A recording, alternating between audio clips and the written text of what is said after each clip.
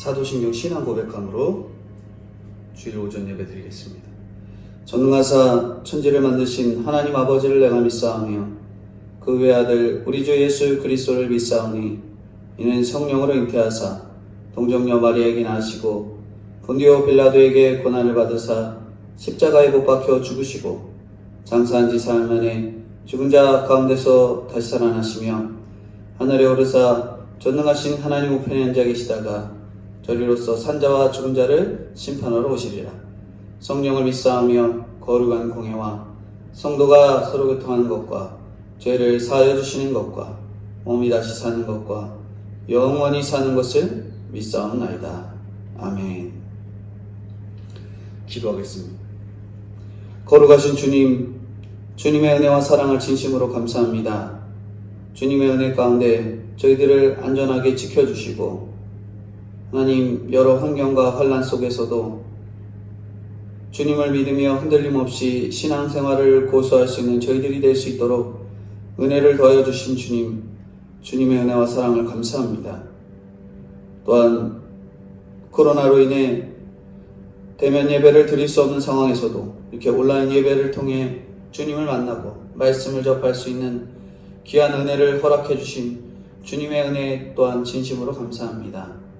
저희들 주님의 은혜를 잊지 아니하고 믿음으로 감사할 줄 아는 저희들 되게 하시고 특별히 주님께서 주신 귀한 달란트를 가지고 날마다 저희들의 죄를 보며 하나님 주님의 일에 귀한 열매를 맺혀 나아가는 저희들이 될 수 있도록 주님 은혜를 더하여 주시고 믿음을 더하여 주시옵소서. 마치 한 달란트 받은 자처럼 그 은혜를 잊어버리고 게을리하며 나태하는 연약한 죄인들이 아닌 믿음으로 깨닫고 5달란트 받은 자와 2달란트 받았던 자처럼 주님의 은혜에 감사할 줄 아는 진정한 그리스도인들이 될 수 있도록 주님 은혜로 함께하여 주시고 인도해 주옵소서. 예배의 시종을 주님 아버지 앞에 맡겨드리옵고 감사드리고 예수 그리스도의 이름 받들어 기도드리옵나이다. 아멘. 오늘 성경 말씀 보겠습니다. 성경 말씀은 마태복음 25장 31절부터 46절입니다. 마태복음 25장 31절에서부터 46절까지 제가 봉독해드리겠습니다. 인자가 자기 영광으로 모든 천사와 함께 올 때에 자기 영광의 보좌에 앉으리니 모든 민족을 그 앞에 모으고 각각 구분하기를 목자가 양과 염소를 구분하는 것 같이 하여 양은 그 오른편에 염소는 왼편에 두리라. 그때 임금이 그 오른편에 있는 자들에게 이르시되 내 아버지께 복받을 자들이여 나와 창세로부터 너희를 위하여 예비된 나라를 상속받으라. 내가 줄일 때에 너희가 먹을 것을 주었고 목마를 때에 마시게 하였고 낙인이 되었을 때에 영접하였고 헐벗었을 때에 옷을 입혔고 병들었을 때에 돌보았고 옥에 갇혔을 때에 와서 보았느니라. 이에 의인들이 대답하여 이르되 주여 우리가 어느 때에 주께서 줄이신 것을 보고 음식을 대접하였으며 목마르신 것을 보고 마시게 하였나이까. 어느 때에 나그네 되신 것을 보고 영접하였으며 헐벗으신 것을 보고 옷 입혔나이까. 어느 때에 병드신 것이나 옥에 갇히신 것을 보고 가서 배웠나이까 하리니 임금이 대답하여 이르되 내가 진실로 너희에게 이르노니 너희가 여기 내 형제 중에 지극히 작은 자 하나에게 한 것이 곧 내게 한 것이 내게 한 것이니라 하시고 41절입니다. 또 왼편에 있는 자들에게 이르시되 저주받을 자들아 나를 떠나 마귀와 그 사자들을 위하여 예비된 영원한 불에 들어가라. 내가 줄일 때에 너희가 먹을 것을 주지 아니하였고 목마를 때에 마시게 하지 아니하였고 나그네 되었을 때에 영접하지 아니하였고 헐벗었을 때에 옷 입히지 아니하였고 병들었을 때와 옥에 갇혔을 때에 돌아보지 아니하였느니라 하시니 그들도 대답하여 이르되 주여 우리가 어느 때에 주께서 줄이신 것이나 목마르신 것이나 나그네 되신 것이나 헐벗으신 것이나 병드신 것이나 옥에 갇히신 것을 보고 공양하지 아니하였더이까. 이에 임금이 대답하여 이르되 내가 진실로 너희에게 이르노니 이 지극히 작은 자 하나에게 하지 아니한 것이 곧 내게 하지 아니한 것이니라 하시니라. 46절 같이 읽겠습니다. 그들은 영벌에 의인들은 영생에 들어가리라 하시니라. 아멘. 오늘 말씀은 복받을 자가 되라 하는 말씀의 제목으로 오늘 말씀을 전해드리겠습니다. 지난주에 우리가 달란트 비유를 통해서 천국의 즐거움에 참여할 것 말씀을 전해드렸습니다. 오늘 본문은 양과 염소의 비유라도 불리는 이 비유의 말씀을 기록하는데, 이 비유는 재림의 그리스도께서 행하실 심판의 기준이 무엇인지 보여주시고, 성도들이 사랑을 실천하는 것이 이 재림을 잘 준비하는 것임을 말씀하고 있습니다. 몇 년 전에 이 김장훈이라는 가수가 100억이 넘는 큰 돈을, 자기가 그동안 계속 꾸준히 기부를 해서 100억이 넘는 큰 돈을 기부했다는 기사가 나왔죠. 자기는 전세 아파트 살면서 그랬다라고 말했었는데, 그러면서 그렇게 기부한 데에는 자기가 팬들이 준 돈 덕분에 이렇게 기부를 했다, 팬들이 한 일이다, 기부 자체가 주는 그런 행복이 너무 커서 오히려 나는 더 큰 이익을 얻었다라고 그런 인터뷰를 했습니다. 누구는 큰 돈이 있으면 자기의 욕심을 채우기 위한 일들로 열심히 써내죠. 향락을 하거나 도박을 하거나 집을 더 좋은 곳으로, 훨씬 좋은 곳으로, 차도 훨씬 좋은 것으로 사려고 다 써버리는데, 하지만 이 가수는 선한 일을 하면서 정말 큰 일을, 구제 일을 하면서 큰 행복을 얻었던 것이지.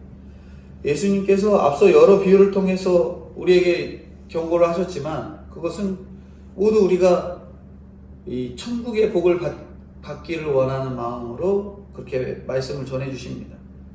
시편 1편에 보면 말씀을 묵상하는 자가 복이 있다고 말씀하고, 마태복음 5장에 보면 정말 심령이 가난한 자, 애통한 자, 의를 위해 핍박을 받는 자, 그들이 복이 있다고 말씀하십니다.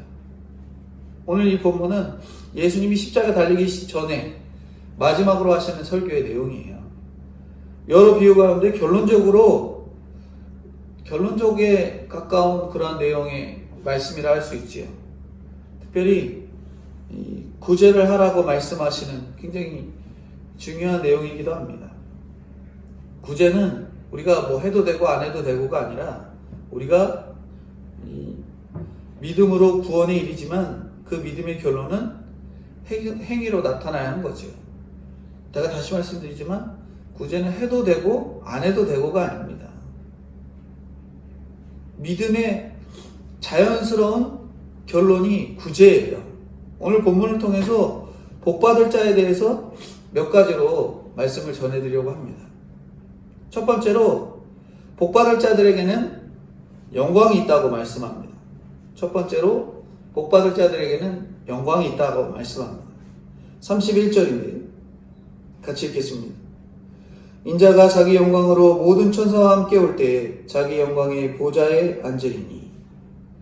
자기 영광으로 오시는 예수님, 자기 영광의 보좌에 앉으신 예수님입니다. 자기 영광의 보좌에 앉으셨다는 게 무슨 뜻인가? 빌립보 2장 6절부터 7절에는 제가 읽어드리겠습니다. 빌립보 2장 6절부터 7절에 그는 근본 하나님의 본체시나 하나님과 동등됨으로 취할 것으로 여기지 아니하시고 오히려 자기를 비어 종의 형체를 가지사 사람들과 같이 되셨고, 그 모습이 35절부터 36절에 주님은 줄이고 목마르고 나그네 되고 헐벗고 병들고 옥에 갇힌 모습으로 이 땅에 오신 거예요. 이 6가지 모습, 이것이 주님의 영광입니다. 굳이 이렇게 안 살아도 되는데, 예수님 이렇게 안 살아도 되는데, 이렇게 사신 예수님 그 모습처럼 저희들도 동일하게 나도 줄이고 목마른 인생을 자안하면 우리가 자기의 우리에게 영광이 있을 줄 믿으셔야 됩니다. 그러면 자기 영광의 보좌에 앉아서 다른 사람들을 분별할 수 있게 되는 거죠. 32절, 33절 제가 읽어드리겠습니다. 모든 민족을 그 앞에 모으고 각각 구분하기를 목자가 양과 염소를 구분하는 것 같이 하여 양은 오른편에 염소는 왼편에 두리라. 자기 영광의 십자가 있는 사람들은 분별할 수 있는 그런 능력이 생기죠. 고난의 십자가를 거치지 않고 복받을 자와 저주받을 자를 분별하기는 어려운 거예요. 양과 염소는 들판에 섞여서 풀을 뜯지요. 양이든 염소든 전부 정말 교회 다니는 자라고 볼 수 있습니다. 풀은 섞여 같이 뜯지만 밤이 되면 누가 시키지 않아도 어김없이 자기 각자의 의리로 돌아가게 되는 거죠. 의인과 악인은 어느 때는 완전히 분리되는 것입니다. 복받을 자는 예비된 나라를 상속받습니다. 34절 같이 읽겠습니다. 그때 임금이 그 오른편에 있는 자들에게 이르시되 내 아버지께 복받을 자들이여 나와 창세로부터 너희를 위하여 예비된 나라를 상속받으라. 저나 성도님들도 분별을 잘 해서 예비된 나라를 상속받으라는 말씀을 들었으면 좋겠지요. 저주에서 복을 받는 자리로 옮겨가기를 간구하고 그렇게 우리가 바라셔야 되는 것입니다.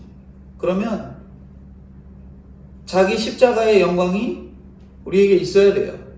심판은 반드시 있습니다. 다만 심판을 당하지 말고 우리가 분별해서 다른 사람에게 예비된 나라를 상속케 하는 역할을 우리가 감당해야 하는 것이죠. 그럼 구체적으로 복받을 자들은 왜 복을 받을까?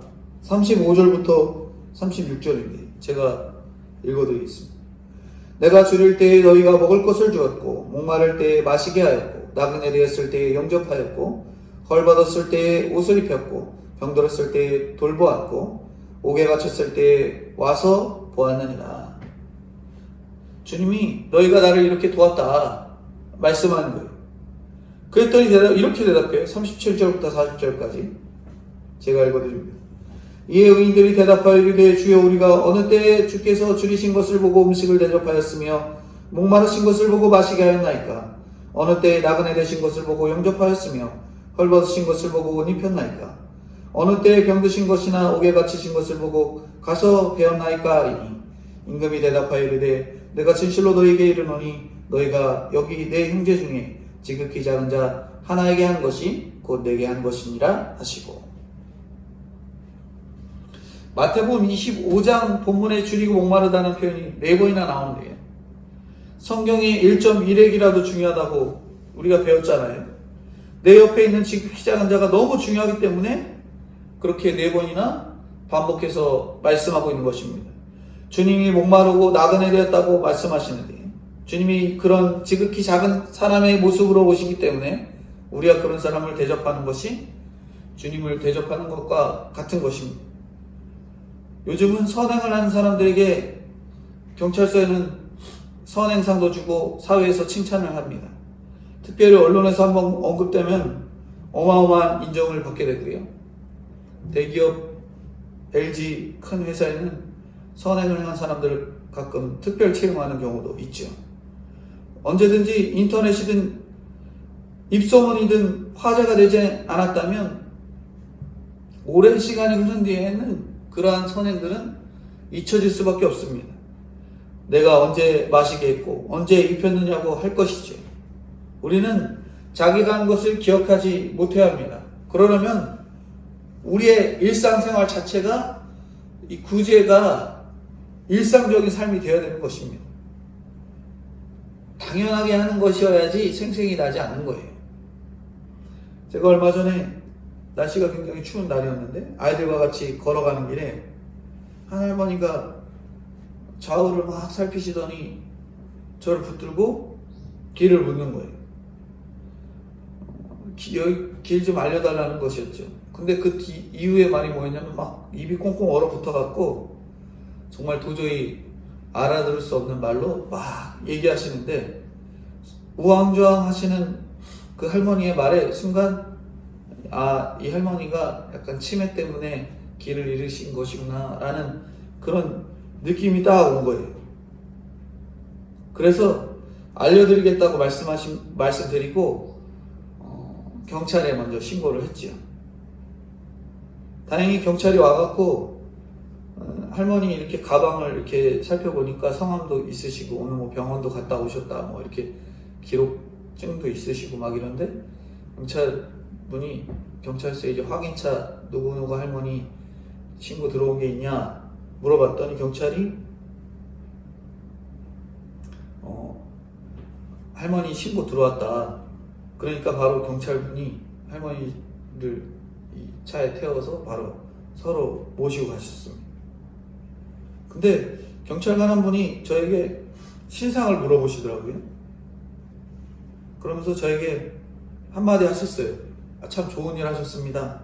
감사합니다. 라는 그런 말을 경찰분이 저에게 하시더라고요. 그랬더니 마음의 뿌듯함을 느꼈습니다. 당연히 해야 될 일임에도 불구하고 속으로 칭찬을 드리니까 다른 한편으로 어떤 생각이 나면 생생히 나오는 그런 완악함, 쉽게 말하면 100% 죄인일 수밖에 없는 저의 완악함이 속에서 한쪽 구석에 조그맣게 자리 잡고 있음을 깨닫게 되는 시간이기도 했습니다. 이렇게 습관이 되지 못하고 늘 하던 일로 여기지 않으면 가끔 일어나는 일이라면 우리는 언제든지 생색이 일어나고 자랑하고 싶은 마음이 일어나고 나의 그 죄성이 고스란히 드러나게 되는 것이죠. 25절에 너희가 먹을 것을 주었다고 35절이죠. 35절에 너희가 먹을 것을 주었다고 하셨습니다. 37절에도 우리가 어느 때라고 말씀하십니다. 이 세상은 나 홀로 살 수 없는 거죠. 사람들 특별히 공동체를 통해서 돕고 도움을 받을 수 있습니다. 혼자 예배드리고 복지시설에 구제도 하고 헌금도 하고 그렇다고 천국 가는 게 아니에요. 그것으로 일어났다면 이미 상을 받은 겁니다. 그러므로 왼손이 하는 걸 오른손이 모르는 봉사와 구제를 우리가 해야 되는 거예요. 37절부터 39절인데요. 37절부터 39절에는 이 사람들의 특징은 보고 갔다라는 죄를 깨닫고 회개하면 손이 가고 발이 가는데 생각으로만 하지 않습니다. 믿음은 행동으로 증명한다라는 책이 있거든요. 신앙서적인데 이 책을 쓴 쉐인 클리어본이라는 사람이 있어요. 그 사람은 무소유의 공동체인 심플웨이를 설립한 사람이라고 하는데 그의 책에 이 믿음은 행동이 증명한다라는 그 책에 써져 있는 내용인데 제가 한번 읽어드리겠습니다. 크리스찬들이 예수님에 대해 어떤 생각을 하고 있는지 알아보는 여론조사를 하면서 나는 누구보다 열심히 예수님을 따르고 있다고 자신하는 설문 참가자들에게 예수께서 가난한 사람들과 시간을 보내셨다고 생각하는지 물었다. 응답자들 가운데 이 80%가 그렇다고 예수님께서 가난한 사람들과 시간을 보내셨다고 대답했다. 나는 다시 그들에게 당신이 가난한 사람들과 시간을 보내고 있는지 물었다. 그러자 수많은 사람들이 2% 미만의 응답자들이 그렇다라고 대답했다. 나는 거기서 교훈을 얻었다. 그것은 바로 우리가 예수님이 하셨던 일을 하지 않으면서 예수님을 흠모하고 예배하고 있다는 사실이었다. 우리는 예수님이 설교하신 대로 행동하지 않으면 예수님이 설교에 박수를 치며 또 그 설교를 반복하고 있다. 우리는 십자가를 지지 않으며 예수님이 십자가를 받들고 있다. 가난한 세상과 부유한 세상이 서로 만나 융합할 때 거기서 나오는 강력한 힘이 세상을 바꿀 수 있다. 그러나 융합은 좀처럼 일어나지 않는다. 교회는 부유한 사람들이 물자를 쏟아놓으면 가난한 사람들이 죽어가는 분배센터가 된다. 부자는 좋은 일을 했다는 느낌으로 가난한 사람은 옷과 먹을 것을 잔뜩 싸가지고 하며 양쪽 모두 다 만족을 얻고 돌아가지만 어느 쪽도 변화가 없다. 그런 상태에서는 복음의 뿌리에 가까운 새로운 공동체를 공동체가 만들어지지 않는다. 부한 자들의 기부에는 가난한 자들을 직접 대하는 일이 반드시 필요하다. 이런 내용이 기록되어 있습니다. 교회는 언제나 말씀을 통해 가난하고 빚지고 원통한 사람들이 올 것을 말씀하지만 세상의 교회에는 부한 자와 가난한 자들이 결국에는 골고루 섞여 있어요. 서로가 자신의 죄를 보고 가면 내가 우쭐하다, 내가 돈이 많으니 나는 가난하니 소외되고, 부자는 우쭐하지 않고 서로 자기가 자신의 죄를 보고 하나님 앞에서는 나는 죄인일 뿐이다 라는 것을 깨달으면 우쭐하지도 않고 비굴하지도 않게 한 성령님이신 주님께 묶여갈 수 있는 겁니다. 우리가 교회에서 저 게시판에 소개되는 선교사님, 에스와티니에 있는 선교사님을 통해서 듣는 얘기지만, 에스와티니라는 나라는 국왕 체제예요. 국왕은 매년 아내를 새로 뽑는 축제를 열고요. 수많은 여인들 중에 자기가 마음에 드는 여인을 아내로 뽑아서 자기의 첩으로 삼는 거예요. 에스와티니의 2대왕, 이제 지금 3대째 국왕이라고 하는데, 2대인지 3대인지 이 국왕은 아내가 130명 가까이 된다 그러더라고요. 근데 이 에스와티니에는 국민의 3분의 1이 에이즈라는 큰 질병에 걸려 있습니다. 인터넷에서 잘 검색해보면 그렇다라는 것을 알 수 있는데, 말로만 들어봤을 그곳을 선교사님이 연락을 통해, 그리고 이러한 상황이다라는 그걸 들으니까 조금 더 실감이 나죠. 더 실감이 나는 것은 가봐야 아는 거죠. 가봐야 더 실감이 나겠죠. 지극히 작은 자로 오신 예수님이 줄이고 오마르다는 게 너무나 중요해서 본문에 4번이나 반복하셨잖아요. 그렇다고 이런 어려운 국가들의 사람들이 내 형제 중에 지극히 작은 자, 그 사람들만 지극히 작은 자라고 말하는 게 아닙니다. 겉모습만 봐서는 몰라요. 문자적으로 줄이고 목마르고 벗은 자가 지극히 작은 자일 수 있지만, 학벌이 좋아도 지극히 작은 자일 수도 있고요. 지위가 있어도 명예를 가지고도 압박을 하는 지극히 작은 자, 압박을 받는 지극히 작은 자가 될 수 있고요. 힘이 있어서 언어폭력, 육체적인 폭력을 가하는 지극히 작은 자도 있습니다. 또한 그들이 내 식구로 있을 수도 있어요. 죽일 수도 없고 안 보고 안 살 수도 없는 사람들이 지극히 작은 자로 내 옆에 있을 수 있습니다.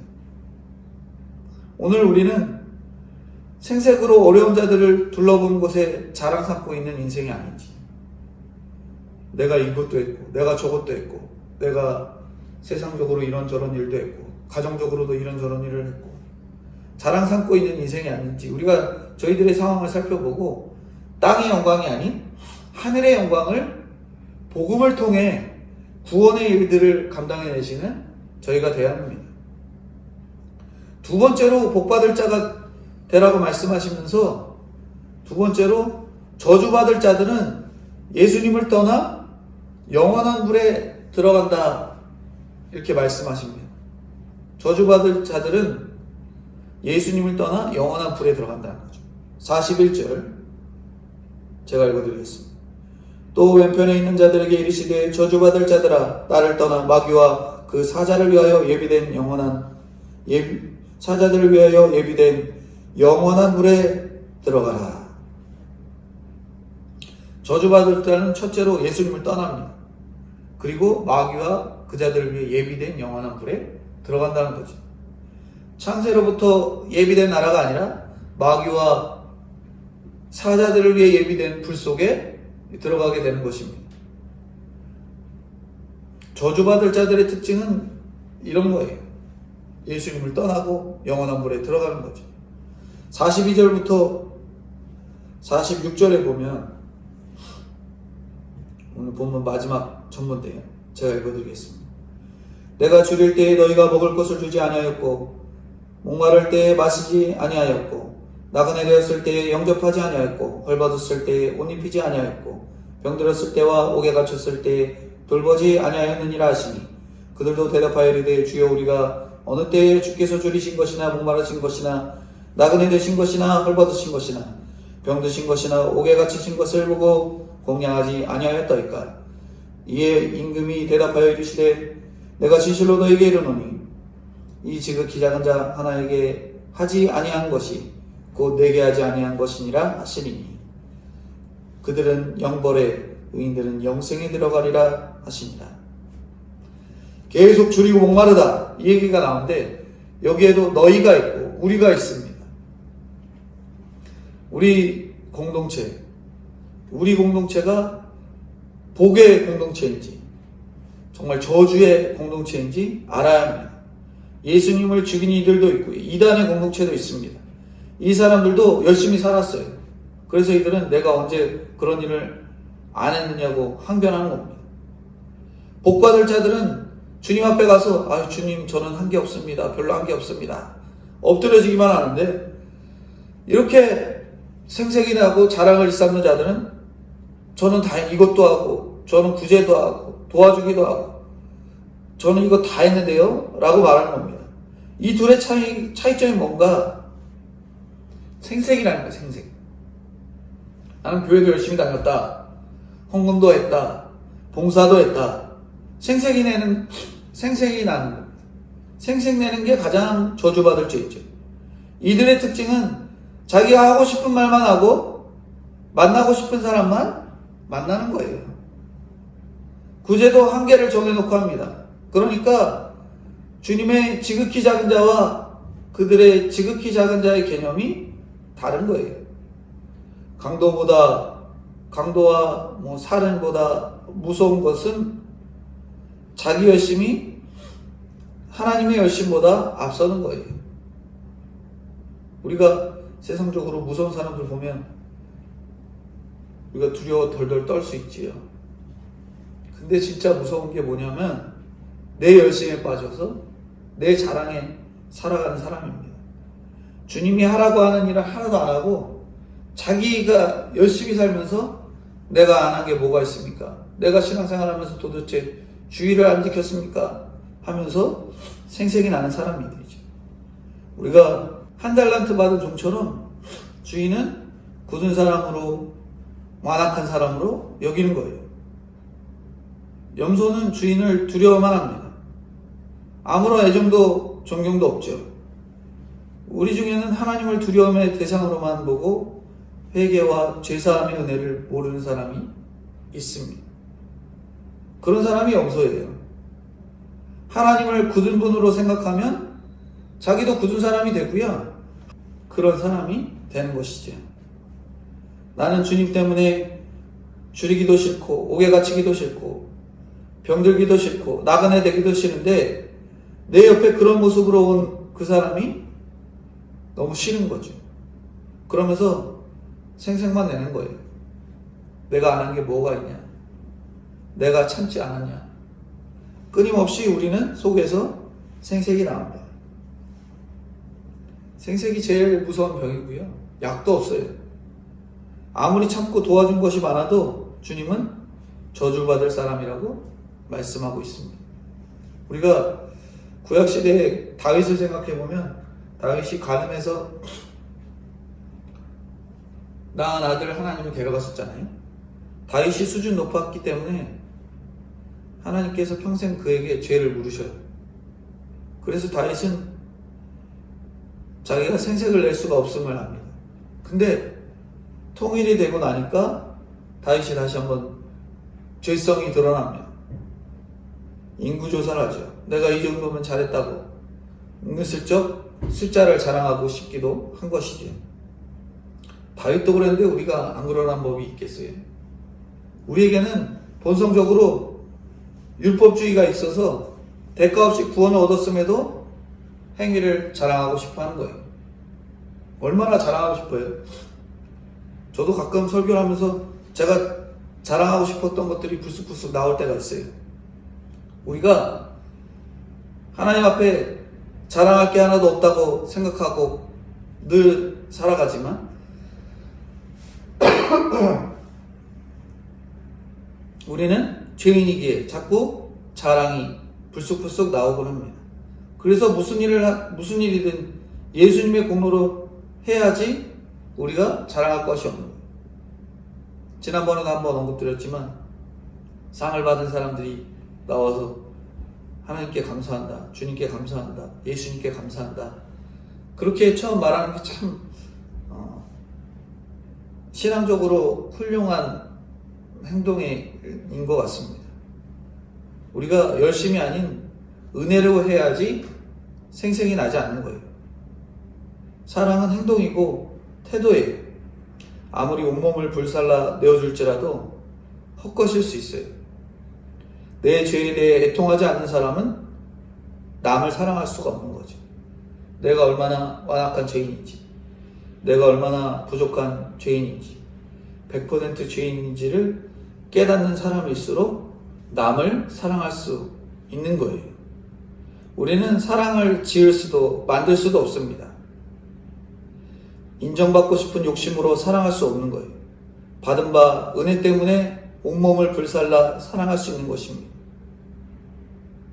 대부분의 사람들이 돈 많은 사람이구나 돈 사람이나 구제하는 거냐, 나처럼 돈 없는 사람은 구제도 못한다, 이렇게 말해요.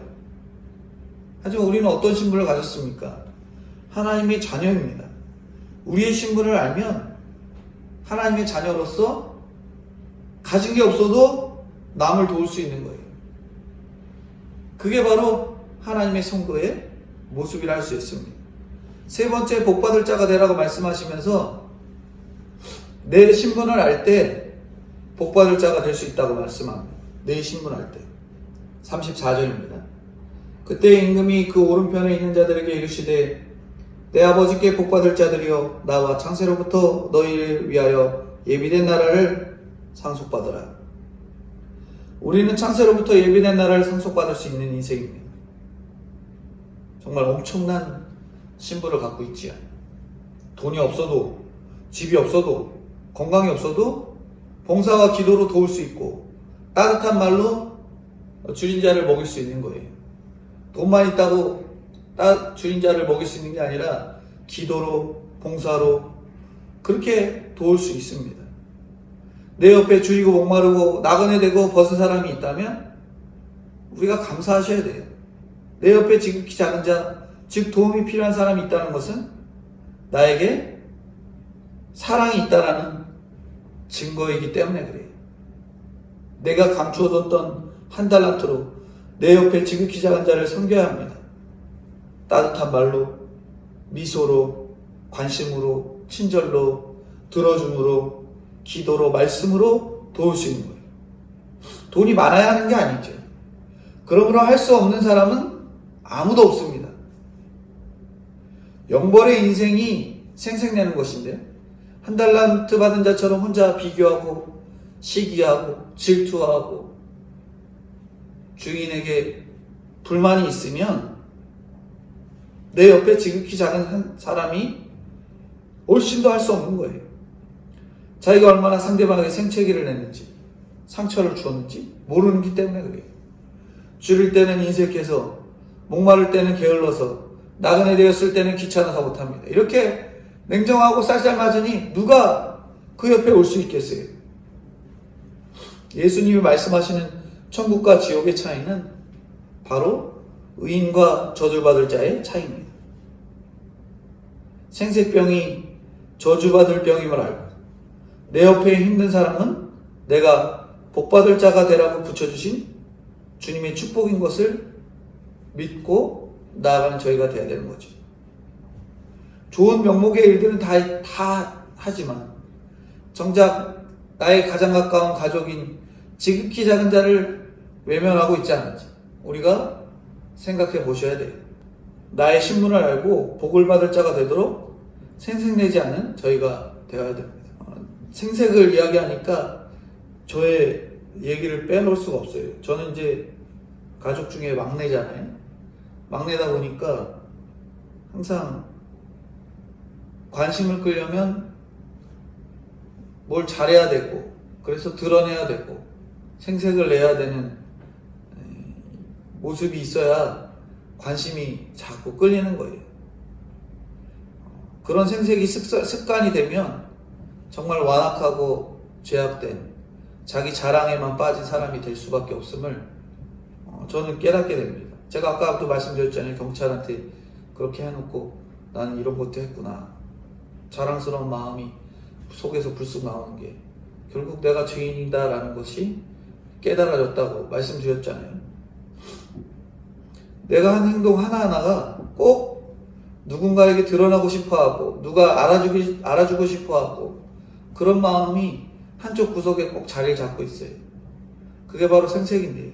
저나 성도님들도 이러한 생색, 즉 내가 자랑하고 싶은 것들, 내가 드러나고 싶은 것들을 늘 완악한 죄인들의 습성인 줄 알고 내려놓을 수 있는 진정한 그리스도인들이 되도록 힘쓰시는 저 성도님들이 다 되어야 되겠습니다.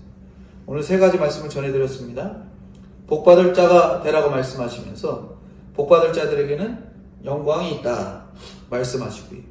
저주받을 자들에게는 예수님을 떠나 영원한 불에 들어간다. 그리고 내 신분을 알 때 내가 어떤지, 생색을 내는 자였는지 아니면 엎드려서 한 영혼이라도 불쌍히 여기며 구제의 일에 힘을 썼는지 저희들의 신분을 알 때 복받을 자가 될 수 있다고 하십니다.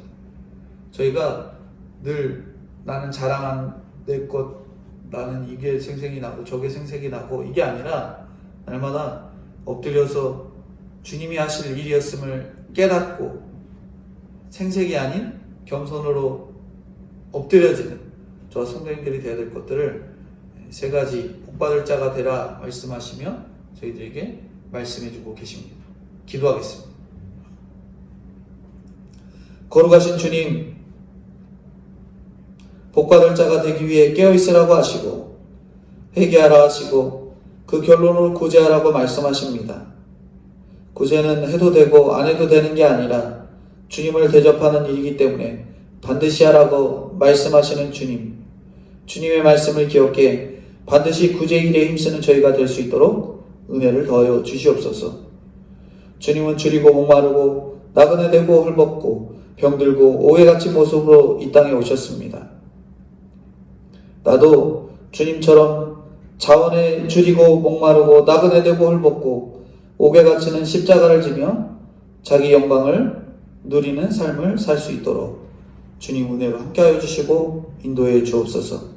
내 것이 아니고 오직 은혜이기에 생색낼 것도 없고 내 죄를 생각할 때 생색낼 수도 없음을 아는 저희들이 될 수 있도록 은혜를 더하여 주시고 깨닫게 하여 주시옵소서. 하나님의 은혜가 아닌 내 열심으로 살았기에 생색이 나고 내가 한 게 뭐가 있냐 항변하는 저주받을 자의 모습이 저에게 있음을 깨닫습니다. 주님 불쌍히 여겨주시고 생색과 원망으로 영벌의 인생을 사는 저희들을 불쌍히 여겨주셔서 받은 은혜와 사랑을 생각하며 입이 다물어지는 저희들이 될 수 있도록 은혜를 함께하여 주시옵소서. 내 신분을 알고 그 특권을 누리며 미소와 관심과 친절로 내 옆에 힘든 사람을 섬길 수 있는 진정한 복을 받는 자의 삶을 살아가도록 주님 인도해 주옵소서. 주님 특별히 기도하는 것은 코로나 바이러스가 한 주가 지나도 사그라들지 아니하는 정말 어려운 형편에 있습니다. 그리하여서 2020년 한 해의 마무리를 짓는 이 시간도 온라인 예배로밖에 드릴 수 없는 이러한 형편들을 불쌍히 여겨주시고 빨리 이 코로나 바이러스가 잠식이 되고 백신이 빨리 공급이 되어 저희들의 생활이 일상으로 돌아갈 수 있도록 주님 은혜를 더해 주시고 인도해 주옵소서. 차별금지법, 낙태허용법 통과되지 않기를 원합니다. 주님께서 남자와 여자를 창조하시고 뱃속의 태아로 생명을 허락해 주셨는데 남자와 여자의 하나의 창조 원리를 어그르고 특별히 뱃속에 있는 태아 생명까지도 사람이 왈가왈부하는 그러한 완악한 이 시대를 불쌍히 여기사 이러한 세상의 법들이 대한민국 안에 제정되지 않도록 주님 불쌍히 여겨주시고 대한민국이 하나님 앞에 올바로 설 수 있도록 은혜를 더하여 주시옵소서. 주님, 동신교회 성도님들에게 은혜를 더하여 주사 말씀이 들릴 수 있는 귀가 열리게 하시고, 지금의 코로나 상황에서도 정말 생활 방역 수칙을 잘 지켜 어려운 일을 당하지 않도록 주님 은혜로 붙들어 주시고 안전하게 보호하여 주시옵소서. 감사드리오며 거룩하시고 은혜가 풍성하신 예수 그리스도의 이름 받들어 기도드리옵나이다. 아멘. 광고 말씀 잠깐 드리겠습니다. 금주에는 성탄절이 있습니다. 12월 25일 성탄절에도 온라인 예배가 드려집니다. 온라인 예배를 기억하시고 성탄절 당일 25일 오전 11시에 가족과 함께 모여 예수님의 탄생을 기뻐하며 예배를 드리는 시간을 갖도록 꼭 모여서 온라인 예배를 참석해 주시기 바랍니다. 또한 생활 방역도 잘 지켜주시고, 그래서 이 코로나의 상황이 잘 지나갈 수 있도록 힘을 써주시는 저와 성도님들이 다 되어야 되겠습니다. 축도함으로 예배 마치겠습니다. 지금은 우리 주 예수 그리스도의 은혜와 아버지 하나님의 무한하신 사랑하심과 성령님의 교통 감화 인도하심이 날마다 하나님 아버지 앞에 무릎 꿇고 자기의 것을 자랑하고 드러내는 것이 아닌, 생색내고 나타내는 것이 아닌, 엎드려져 주님의 일을 드러내며 주님 아버지 앞에 복받기를 간구하는 저와 동신교회 성도님들의 머리 위에 영원토록 함께 있을지어다. 아멘.